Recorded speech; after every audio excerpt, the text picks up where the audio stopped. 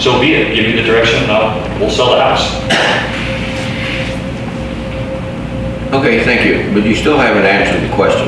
What was the question, sir? The question was, the lease on that lot, it needs to be in writing. I understand. It is in writing, and we have our first For extension. how, yeah, is it in writing? Absolutely. What is it, a year lease out, or? No, it was a 3-year lease. We've exercised the 3-year portion, then we have extensions beyond that. So we have, I think, 2 or 3 1-year extensions.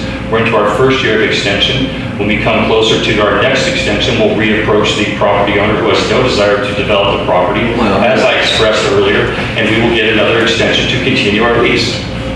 And once again, if the board decides that they would like to pull the plug on the project, let me know. Until you get a long-term lease, I'd say pull the plug. So, Question regarding the road impact fees. Oh, road impact fees, we skipped that one. Yeah, so the road impact fees, we're in negotiation with the county, the road impact fees. Originally, the road impact fees were to be waived because the project does not have any impact to the road. It's a commercial structure, it's not a residential structure. You don't have those trips to and from work every day. Essentially, people that live within a reasonable proximity of the fire department would come and they would stay there for 1 shift and go home. So you're not having the 2 trips back and forth, the 2.5 people per household. So the other component to that is if you actually look at what they classified the structure as for the road fees, they reclassified it as a single-family home. It started as a single-family home, it went to a commercial structure, then it got upgraded to an essential services facility, and now with the road impact fees, they're taking it back down to a single-family dwelling to try to capture those road impact fees. So we are trying to refresh their memory. Unfortunately, the person that we spoke to in the past is no longer there. Is there a number that they have? It's $6,695. It should be $6,666, but they got us for an extra $3. So I have a question for Christine. So I read it. So the Supreme Court ruled several months ago, a case up, I think it was in Placer County, regarding a guy they were doing the same road impact fees. It was unreasonable, and they ruled and said the county cannot do this just as a random assessment. Does that apply to help us in any way in this situation? That was El Dorado County. Yeah, okay. And it depends. The matter with that case was that the county couldn't prove that there was an actual nexus between the fee that they were charging this guy for, I think it was like $25,000. Right, one car. Traffic impact fee for a residence, a house that he wanted to put on a property in an area where there were already other homes and businesses and all kinds of stuff. But, so we would have to know if that applies here, we'd have to look at how the county has come up with that number. That's a fairly, for impact fees, it's not a very high number, but if it's something the board wants legal to look at, we could. I'm just curious.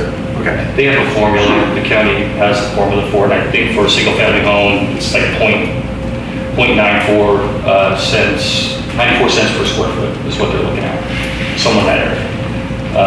But like I said, they reclassified it again and downgraded it to a single-family home. So my argument is, well, how can you ramp me up the scale and then bring me back down the scale? If we're going to pay the fees, we should at least pay the proper fees for the proper use. So it's just a lot of back and forth. And I agree with Christina, the fee is not extremely high. We would probably, spend quite a bit of money on legal and time trying to get that dealt with. But our engineer is in contact with Public Works, and she's working through that problem. Thank you. And so what we have is the curb gutter sidewalk waiver, which is the bond requirement, almost done with that, and the road fees. They had another condition for final issuance, which was consent of landowner, which we provided them 3 times. So we did it again for the 4th time, just to get them to check that box. And I can't remember the other one, but they were all fairly minor. Oh, the road, there was a road, we had to get a road encroachment permit, and the wording was, pay the fee for the road encroachment permit, no fee, and you'll get the permit as soon as the fee, no fee is issued or paid.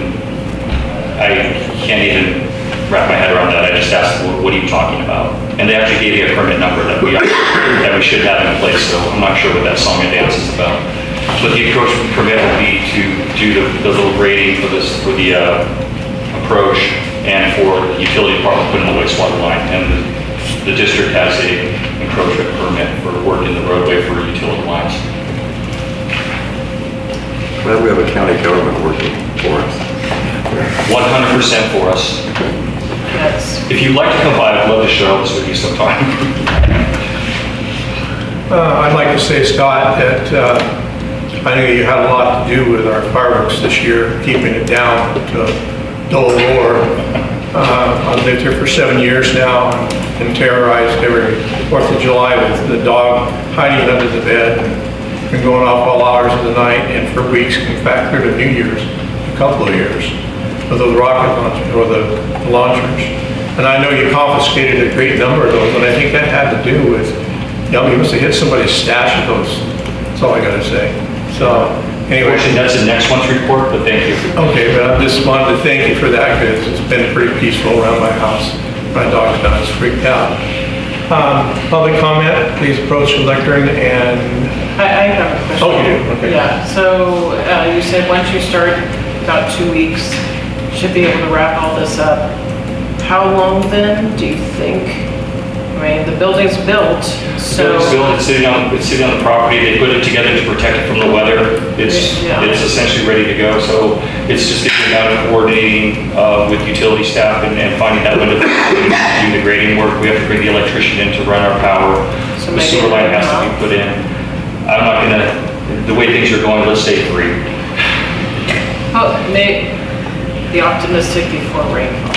That would be great. Yeah. I'm looking forward to having you all walk through the door and, you know. That would be very nice. And I know that you're optimistic, with the lease term and everything. And so maybe when the dust settles, you are, renegotiating the new lease, just planning for how long this took, how much longer that fire station's gonna take, for a new build. Yeah.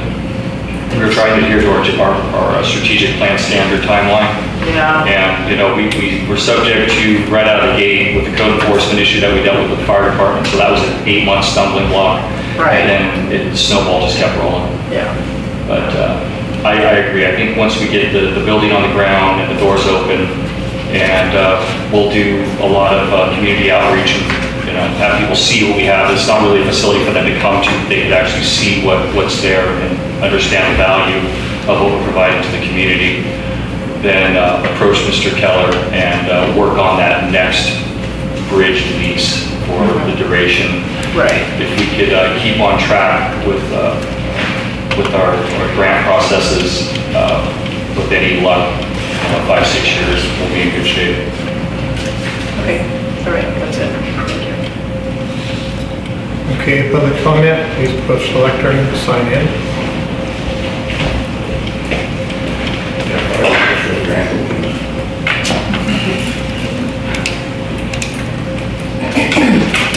So last weekend, I found a wallet in the street, and I tried to return it to the owner. We're just not able to find any phone numbers or anything in the wallet. So Saturday, I went back down to the fire station twice to drop it off there. Nobody was there. Doors were locked. Went by on Sunday twice. Nobody was there. The doors were locked. I called the phone number on the wall there, left a message. Monday rolls around, about 10 o'clock, I figured, well, let me call them up, see if they found the wallet, because I left it on the bench outside the door, which there was a homeless guy on the other side of the building going through stuff. And there was driver's license, social security card, credit cards in there. And so I called, and Scott, about 10:30, I told Scott, did you find the wallet? And he's like, what wallet? I said, well, I left a message. Didn't anybody check the answering machine? Oh, well, hold on, let me go check. So he goes outside, sure enough, the wallet's there. My question is, if there is a non-emergency here in San Miguel, who do we call? Nobody's answering the messages. There was no phone number there to call. Is there somebody on call over the weekends? What do we do?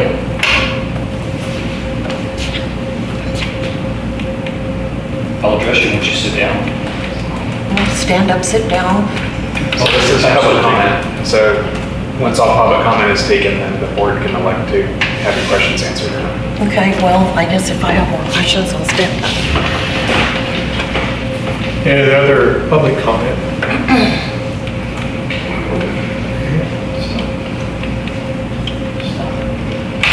If the board chooses, I can address that. Would you please address it? So, I'm not sure where to begin. I did speak to Ms. Friedman on Monday and thanked her for depositing that wallet out in an abandoned parking lot where nobody was at. Any rational person probably would have maybe called the police or something like that. We do not have a 24-hour non-emergency number. If I gave my cell phone number to everybody in the community, I'd be called at 3 o'clock in the morning for cats stuck in motors. What we do have is a 911 number. So if it's an emergency, call 911. We will respond. Just because somebody doesn't answer the door doesn't mean there's not somebody in that station. There could be guys in the back working out. We don't know.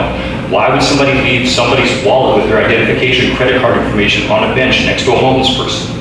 That makes no sense.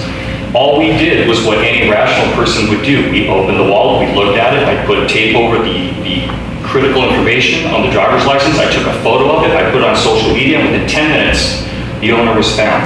So instead of being reactive and trying to set up a situation to cause conflict, maybe go proactive and take those steps and put on social media. I know you say you don't have social media, but maybe one of the directors that you know or one of your friends that you know could have done the same thing, and that wallet could have been back in the person's hand on Friday or Saturday, whenever you may or may not have found it, in lieu of trying to find somebody to solve your problem for you and trying to point blame at somebody for not being somewhere where they don't need to be. Oh, I'm sorry, so we don't have a 24-hour person there? Look, Scott, That's why we have. This is, We're not this, arguing. I know, but this is not a back and forth. We answered your question. Okay? And I think that if you had picked it up and called the sheriff. it's would've an got taken care of. emergency issue. Well, they got a non-emergency line. If I the call sheriff. you up, are you I'm gonna not- come down I'm here not- and pick we're it not- up? We're into public comment now. I mean, this is ridiculous. I'm not going to argue with you. So there's nobody's gonna come and help us if there's a non-emergency. Who are we gonna call? Director Smiley, can I make a comment? Yes. So we have a non-emergency after-hours number on the door for water and sewer that we will be happy to contact the fire department. If anybody calls that, it goes to a monitored phone at the alarm company. The alarm company will call whoever is on call for utilities who has access to reach Scott or reach whoever is on call for the fire department. In this particular case, we could have taken possession of that wallet and either called the sheriffs ourselves or taken possession and waited till Monday when the office was open and tried to contact, the person. Most likely in the same fashion that Mr. Young did in this case. So we do have a number that's posted on the fire station window for after hours water and wastewater emergencies. It's used on a regular basis for non-water wastewater purposes, and we are more than happy to answer those calls. But you didn't. I left a message and We're nobody not, answered. we're not. So everybody We're not else going to gets have to an speak, argument but I any further. You're out of order. If Please you sit don't down. have time to Please be sit on the down. board, get Please sit off down. the board. Remove yourself from the I'm board. leaving because Fine. this is ridiculous. Fine. And you, if you have something to say to me, don't do it on Facebook. Come and say it to my face, you coward. Please And I'll leave the see you building. next Please Tuesday. leave the building. Childish behavior. Childish behavior. Yes, please leave the building. For the record, if somebody calls 911, we'll be there within 3 to 5 minutes. Which is Get a pretty wallet? standard. Right. That's ridiculous.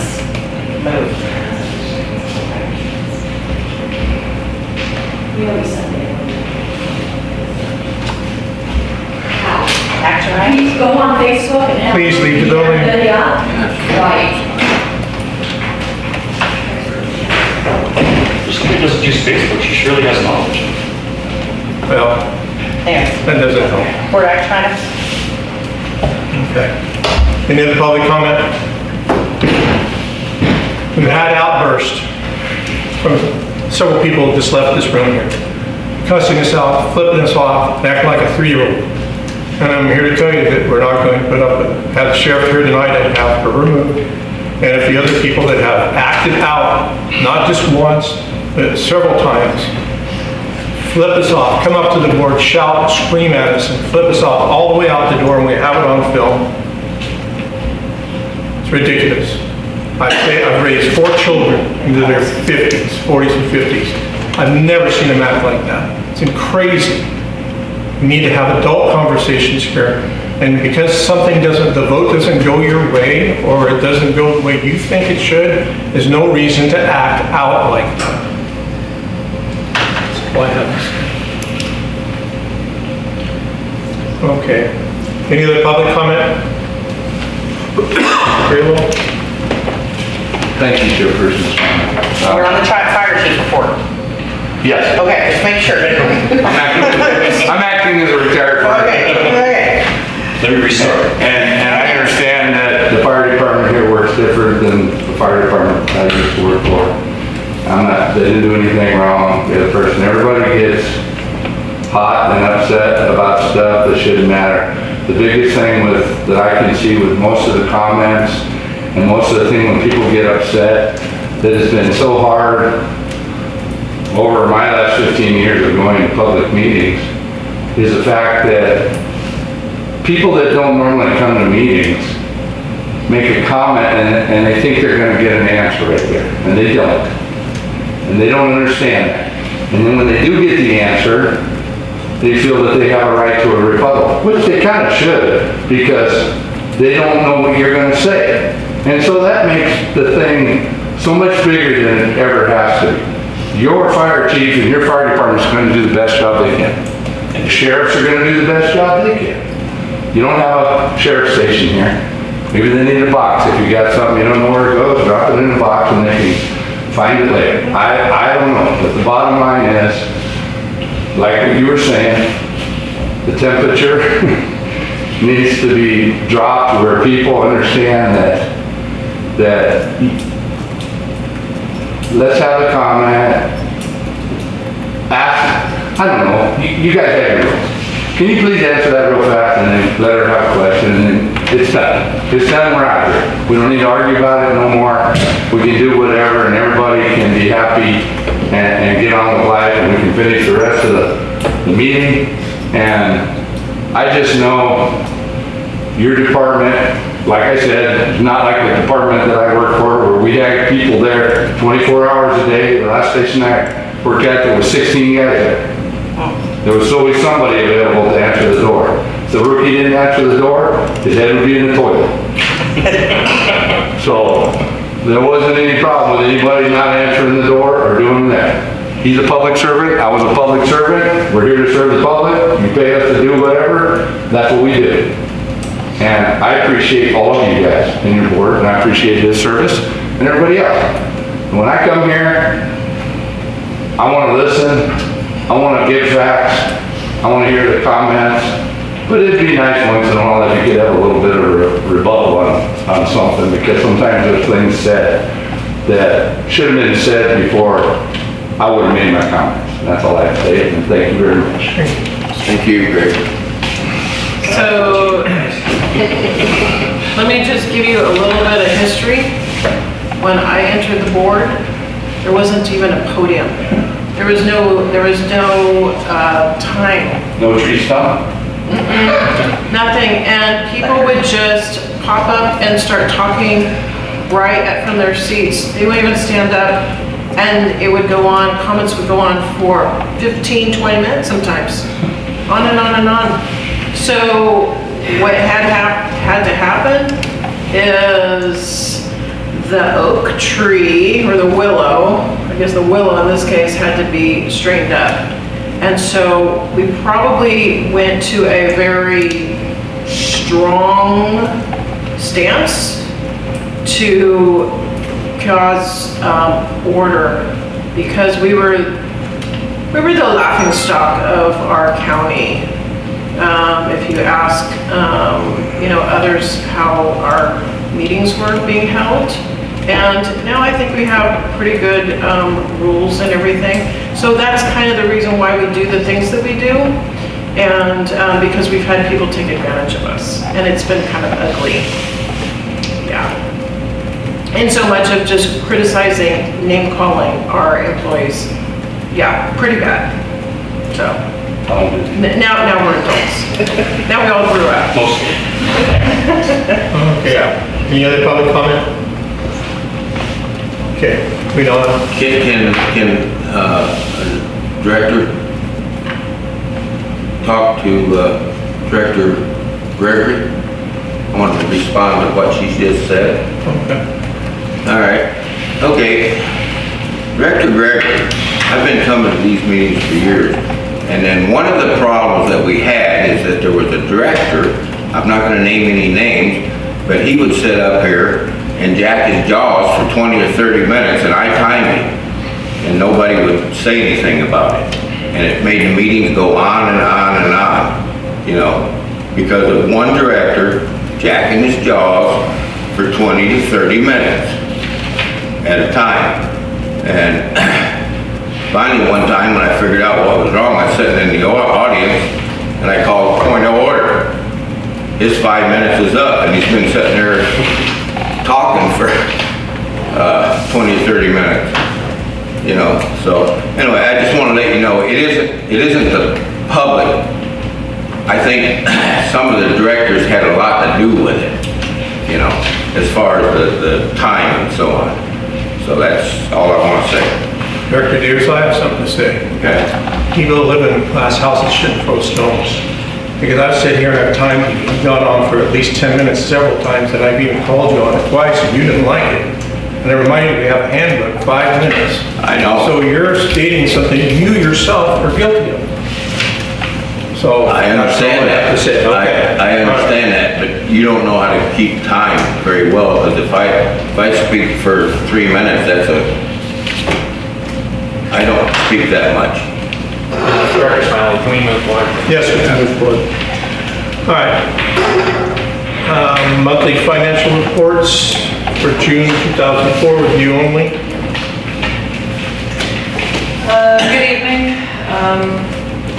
So we're at that time of the year where we're closing the 23-24 fiscal year. We have an appointment with the auditor to start our audit in a couple weeks, and we're getting ready for that. The reports are submitted as written, but we are in that time of the year where I'm not asking you to receive and file, I'm just asking you to review. Once the audit's completed and we finish all the closing journal entries, etc., all these reports will be brought back to you to review and receive and file. And so if you have any questions, I'd be happy to answer them. Okay, Annette, you have anything? I don't have anything. I have one question regarding $14,550 to Union Pacific Railroad for the water line and the tracks, I guess. Is that like what is that? So that's our permit for the recycled water line. So the recycled water line is going under both or I guess all three of the railroad, the highway, and Mission Street. So the 14,000 and change was the permit fee to go under the railroad tracks. So it looks like we're paying the Union Pacific Railroad. They are the railroad. So we have Right, so we get a permit it's not from the county or anything else, it's from the It's from the railroad. permit. And we have a permit fee that went through last month, I believe. Okay. That was for Caltrans. So Caltrans has their own permit process, the railroad has their own permit process, and then the county, surprisingly, in this particular project's case, has been the easiest to work with. It's not usually the case, but so we have 3 different permits by 3 different agencies, just to get the water or the pipeline there. It's crazy. Okay. Director Davis? No. Any public input? Yes, sir. Mr. Smiley, Gregory Wall. Yeah, Kelly. Is that all those fees? They're covered by that grant, right? This is the grant, the $1 million grant that's for the pipeline. So you're fronting the money But I think, and Mr. Kelly can correct me if I'm wrong, he's already submitted like $147,000 or $150,000 worth of costs towards that grant. Is that part of that that's being covered? That's all. And everybody's got fees. That's why I was telling you about the water thing when they want to cross other people's properties. They're looking for easements and stuff, and there's going to be money trading hands and stuff, so thank you. Thank you. I can answer that if you like. Sure, go ahead. If you look at page 32 of the board packet, it describes the current status of that project and how much has been reimbursed by the grant to date. All the information can be found there. Any other public comment? Okay. Moving on to item 2, authorize the fire chief to administer and execute an Office of Traffic Safety, OTS, grant for $48,905, including associated budget adjustments. Resolution 2024-32, approved by 3/5 vote. You have to give me 1 second, just to get behind my computer work here. But Reader's Digest version is, we did, as a department, apply for an Office of Traffic Safety grant, and the grant was to replace auto extrication equipment. The auto extrication equipment that we have is vintage 2016, and it is hydraulic. It has a remote hydraulic pump with hydraulic hoses, and then the hydraulic tools. They are TNT tools. They're quality tools. They're just timed out and difficult to use. Hearst manufacturing, the original manufacturers of the Jaws of Life back in the day, they have a battery over hydraulic tool, and it is basically a zero setup. You just make sure that it's charged, take it off the engine, you're ready to go. It will save time, lives of patients, lives of firefighters in particular, because the setup time is virtually nothing. And the suggested action, I kind of jumped around in my discussion, so I apologize for that. But the suggested action is to approve resolution 2024-32, authorize the fire chief to accept and execute the Office of Traffic Safety Grant, OTS, award in the amount of $48,905, including related budget adjustments. So we do have to increase our budget for that, for the purchase of the auto extrication equipment as described within the attached grant application. And this is a 100% grant opportunity through the Office of Traffic Safety. There is no match to it. We're very fortunate to get it, and we look forward to all the community outreach that we're going to be required to do, but we're going to be pleased to do, to show the tools and how they work and educate the community on what we're able to achieve. Thank you for that. Annette, you have a comment? Nope. I have nothing. So what's the battery life on that? It's an amp hour tool, and to be honest with you, I don't know the exact battery life, but I've used these tools on numerous accidents. A CAL FIRE standard, Camp Roberts has the tools. I have yet to be on scene where the battery has failed. With this grant, we're actually getting chargers and a spare battery pack, so each tool will have its own battery. They're interchangeable. They're very proud of their batteries. They're $650 a piece, but they do have a long life. It's a very, very high quality product. I was thrilled to find out that we were awarded this grant. That's great. So this little equity statement that was part of this is part of the deal? That is part of the grant application process, yes, sir. Interesting, okay. Yes, sir.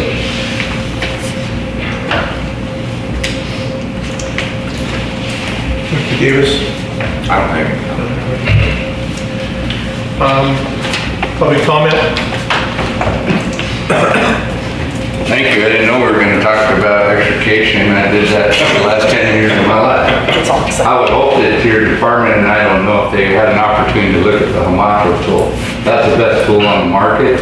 It's a hose within a hose, so the asphalt doesn't heat up the fluid, and we can run it on breathing apparatus bottle. We don't need a battery. So we could go anywhere we wanted with an extra breathing apparatus bottle, as many as we had on our piece of equipment, and never run out of power. And I actually cut out more cars than all state insurers. So The truck I was on was a 36-foot long Peterbilt with a Century Reactor body. 90 miles forward, 4 backward speeds, 20 forward speeds, 90 miles an hour, weighed 56,000 pounds. We could pick up a fully loaded 18-wheeler. We were the first rotator in the state of California. I cut up a lot of stuff. And I don't know if they already have a deal with these guys. Yeah, Hirsch owns the name on Jaws of Life. But Hermatro is one of the best pieces of equipment out there. And we tested TNT. We tested everything because we had access to every junkyard in the world to cut up as many cars as we could to see if we could bust this stuff. So I appreciate his service and stuff, and I know he'll pick up the right stuff for you guys. Thank you. Any other public comment?